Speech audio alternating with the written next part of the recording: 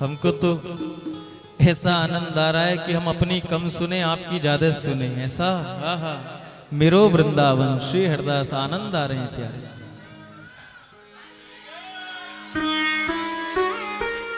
जय हो।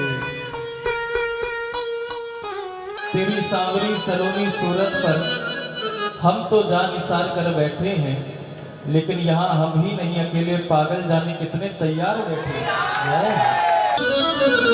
बड़ी सुंदर सतगुरुदेव भगवान की वंदना हम सब कर लें, क्योंकि इस धराधाम पर हमारे इष्ट का स्वरूप तो हमारे सदगुरु के रूप में ही प्राप्त होता है। श्री हरि ही सदगुरु के रूप में नर रूप में आकर के हम सब पर कृपा करते हैं। आप सब अपने अपने सदगुरुदेव भगवान के चरण कमल हृदय आसन पे विराजमान करते हुए अपने सदगुरुदेव की बलिहारी लेते हुए प्रार्थना के शब्द कहिए, भाव से, प्रेम से, श्रद्धा से।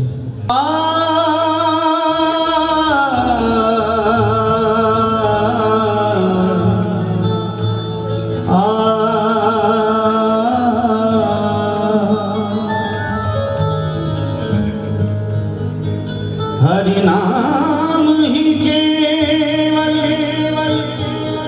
सत्य यहाँ,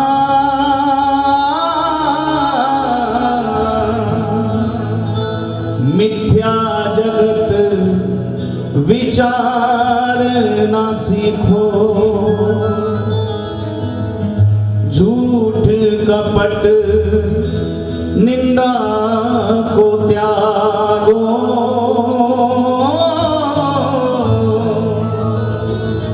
मुख से हरि नाम उच्चारना सीखो,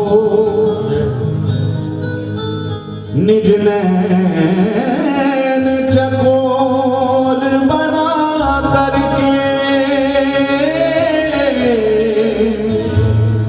उनकी छवि को निहारना सीखो। हरे कृष्ण अवश्य मिलेंगे तुम्हें, हृदय से उनको पुकारना सीखो। तुम्हें अपने प्रेम के बंधन में हम जकड़ लेंगे, तुम्हें अपने प्रेम के बंधन में हम जकड़ लेंगे, तुम्हारी खातिर इस जमाने से भी लड़ लेंगे, तुम्हारी खातिर इस जमाने से भी लड़ लेंगे। ऐ मेरे सदगुरुदेव, तुम किसी भी रूप में आना मुझसे मिलने को, हम भी आंख बंद करके तुम्हें पकड़ लेंगे, पकड़ लेंगे। कुछ ना बिगड़ेगा तुम्हारा गुरु शरण आने के बाद, हर खुशी मिल जाएगी चरणों में झुक जाने के बाद। क्योंकि झुकता वही है जिसमें जान होती है, झुकता वही है जिसमें जान होती है, अकड़ तो केवल मुर्दे की पहचान होती है। आइए दोनों हाथ उठा के हमारे साथ सभी पुकारे, गुरु शरणम गुरु शरणम गुरु शरणम गुरु शरणम गुरु शरणम गुरु शरणम गुरु शरणम गुरु शरणम, हे गुरु शरणम गुरु शरणम गुरु शरणम गुरु शरणम गुरु शरणम गुरु शरणम गुरु शरणम गुरु शरणम।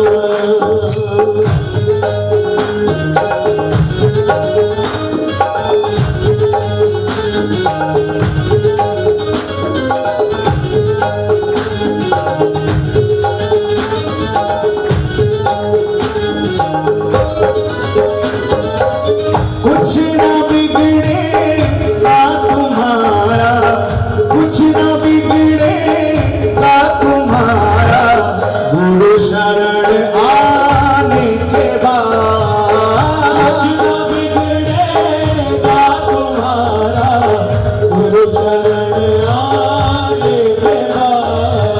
कुछ न बिगड़ेगा तुम्हारा गुरु शरण आने के बाद।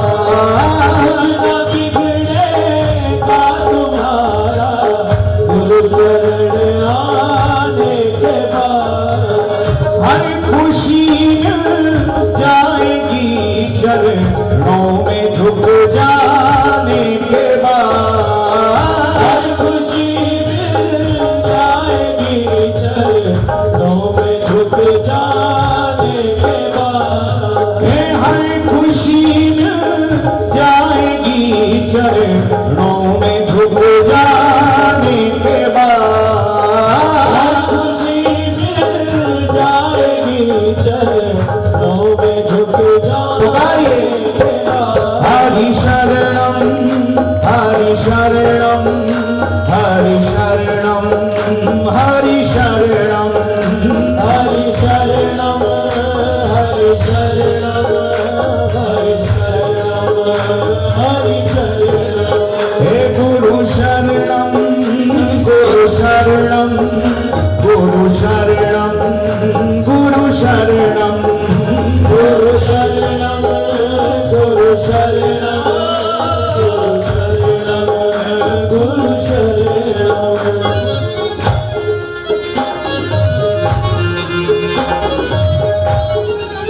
सद्गुरुदेव भगवान की जय हो।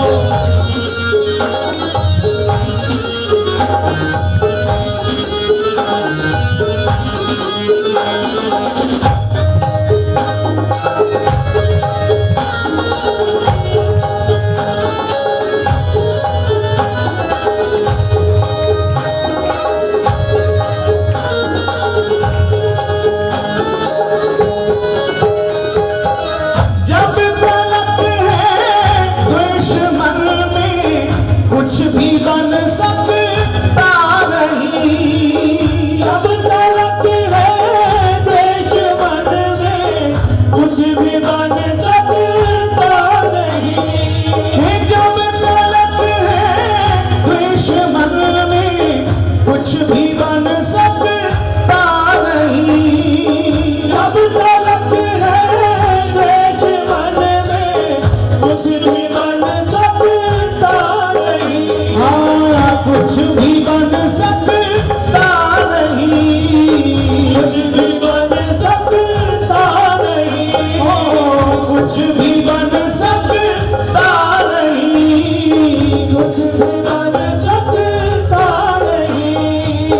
रंग लाए गाये सावन रंग लाए गाये सावन भेद मिट जाने के बाद।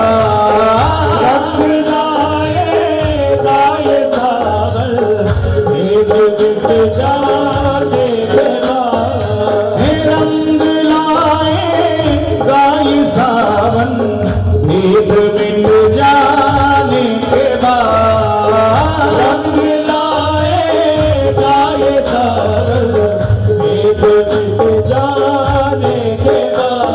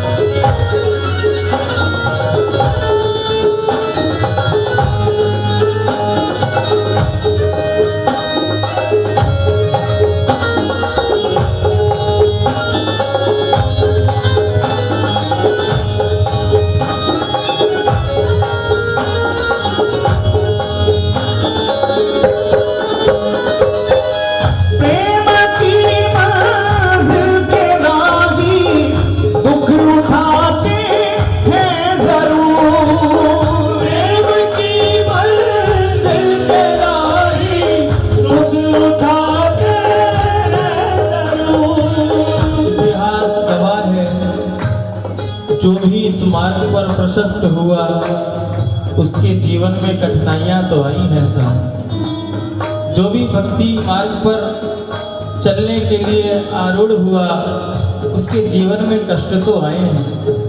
सतयुग के भक्तों को देख लो, प्रहलाद जी को देख लो, ध्रुव जी को देख लो, त्रेता के भक्तों को देख लो, शबरी जी को देख लो, द्वापर के भक्तों को देख लो, ब्रज गोपियों को, ग्वाल वालों को देख लो, कुंती जी को देख लो, और कलयुग के भक्तों को देख लो। संकट तो आते ही हैं, लेकिन जो पक्के चाहने वाले हैं वो डरते नहीं, क्योंकि वो उनकी नजर ना सुख पर जाती है ना दुख पर जाती है, वो तो केवल अपने लक्ष्य की ओर बढ़ते चले जाते हैं। परवाह मत करना, जमाना जितना खिलाफ हो, बस चलना उसी रास्ते पे जो सीधा और साफ हो गया।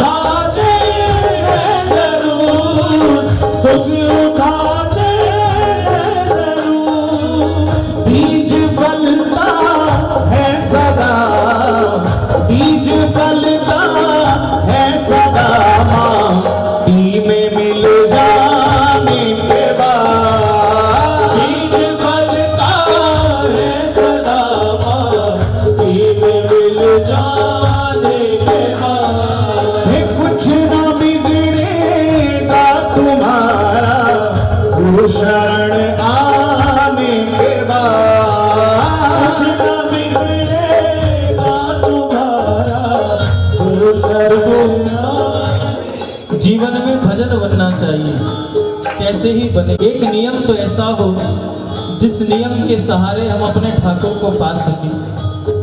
भक्ति के कई अंग हैं,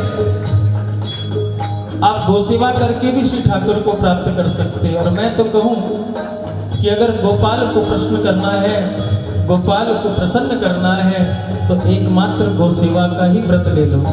जय गोपाल गोपाल गोपाल। कन्हैया से प्रेम करें और गौ माता के प्रति हृदय में भाव जागृत ना हो तो कितनी ही स्तुतियां करना, कितने ही अनुष्ठान करना, कितने ही साधन करना, कितने ही व्रत करना, कन्हैया तिरछी नजर से भी देखने वाले नहीं है। कृपा की दृष्टि की तो दूर की बात है। इसलिए जीवन में कोई ना कोई नियम अवश्य होना चाहिए। बीज फलता है सदा माटी में मिल जाने के बाद। गोस्वामी तुलसीदास जी ने कहा ना, तुलसी मेरे राम को रीझ भजो या खीज, और भूमि पड़े उपजे सभी उल्टो सीधो बीज। बस वो बीज अंकुरित होना चाहिए। कैसे ही अगर वो भजन का बीजारोपण कोई कर सकता है तो केवल सदगुरुदेव में सामर्थ्य है और किसी में सामर्थ्य नहीं है। और किसी में सामर्थ्य नहीं है, भगवान अपने नाम का भजन नहीं करा सकते। अगर भगवान के नाम का भजन करना है तो किसी संत की शरणागति लेनी होगी, किसी सदगुरु की शरणागति लेनी होगी। तभी तो कहा है जिसके जीवन में सत्य है केवल उसी के जीवन में बसंत है।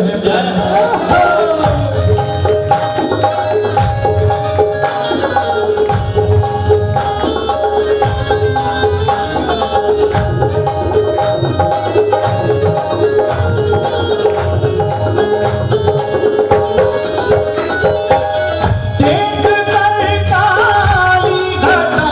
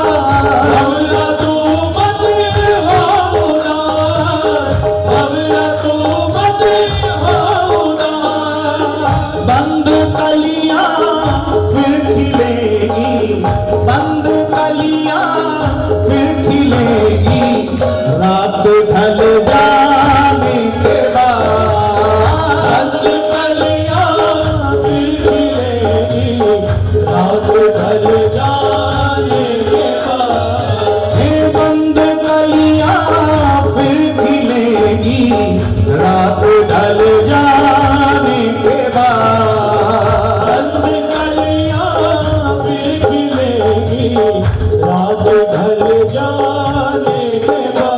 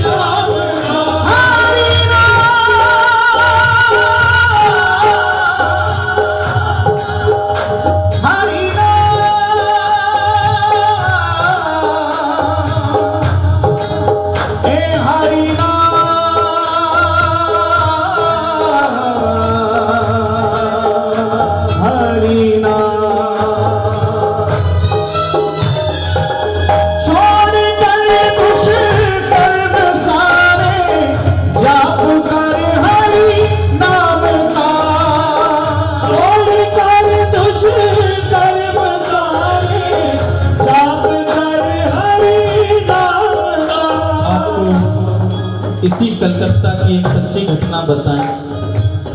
अभी कुछ दिन पूर्व हम गीता प्रेस की एक पुस्तक भगवत नाम महिमा का अध्ययन कर रहे थे और उस ग्रंथ में पूज्य श्री हनुमान प्रसाद पोद्दार जी भाई जी ने कलकत्ता का ही एक उल्लेख किया। बड़ी पुरानी बात उन्होंने लिखी अपने जीवन काल की। इस कलकत्ता में एक सेठ जी रहा करते थे जिनका नाम था रोड़ीमल गोयनका जी। बड़े भगवत भक्त भी थे, शास्त्रों का अध्ययन भी करते थे, प्रतिष्ठित व्यक्ति थे। और उस समय यहाँ पर एक महामारी फैली हुई थी, प्लेग। बड़ा विध्वंस हो रहा था उस समय इस महानगर में उस बीमारी के कारण। तो पूज्य भाई जी ने उल्लेख किया उनके जीवन काल का कि वह भी उस बीमारी से ग्रसित हुए और ज्वर चढ़ता चला गया। कहने का भाव, यहाँ के डॉक्टर उस समय के जिनका नाम था कैलाश चंद्र बोस, जिन्हें कलकत्ता के शहर के निवासी उस समय विधाता कहते थे, दूर से ही रोगी के मर्ज को पहचान लेते थे। ऐसे हाथ में कुछ शफा थी, तो वह उनके फैमिली डॉक्टर थे। जब वह रोग असाध्य हो गया तो वो डॉक्टर एक दिन शाम को उन्हें देखने के लिए आया। भगवान का कुछ ऐसा विधान था कि प्रतिष्ठित व्यक्ति थे, उनका अपना निजी परिवार नहीं था। कुटुंब तो था, रिश्तेदार भी थे, लेकिन उनका अपना कोई नहीं था, केवल एक सेवक उनके साथ रहता था। कहते हैं डॉक्टर जब देखने आए कैलाश चंद्र बोस जी, तो उन्होंने उस सेवक से कहा, देखो अब रोग इतना असाध्य हो चुका है और इनकी स्थिति को देख के अनुमान लगाया जा सकता है कि रात्रि को किसी भी समय यह प्राण त्याग सकते हैं। इसी कलकत्ता की यह घटना और यह बात सेठ जी ने, गोयनका जी ने सुन ली। डॉक्टर के जाने के बाद उन्होंने अपने सेवक को बुलाया और कहा, देखो मैंने डॉक्टर की बात सुन ली है और उन्होंने कह दिया है कि रोग असाध्य है और अब इतना बढ़ चुका है कि कोई उपचार नहीं और समय भी शायद मेरे पास नहीं रहा है। वह कह के गए हैं कि रात्रि को किसी भी समय प्राण त्याग सकता हूँ मैं। मेरे कमरे का दरवाज़ा बंद कर देना और जिस पलंग पर मैं बैठा हुआ हूँ 2-4 तकिए और लगा के मुझे सहारा देकर बैठा दो। और उनके कक्ष में श्री कृष्ण का एक बहुत सुंदर चित्र लगा हुआ था। वह चित्र उन्होंने अपने पलंग पर ही विराजमान करा लिया और अपने सेवक से कहा कि देख भाई, अगर जीवित रहा तो मैं सुबह आवाज लगाऊंगा तो दरवाजा खोलना, नहीं तो प्राण छूट ही गए होंगे तो रिश्तेदारों को खबर करके गंगा जी के घाट पर मेरा दाह संस्कार कर देना। प्रातः काल 5 साढ़े 5 बजे नौकर को भी लगा कि शायद डॉक्टर कह गए हैं तो कुछ भी हो सकता है, दरवाजा बंद करवा रखा है बाहर से।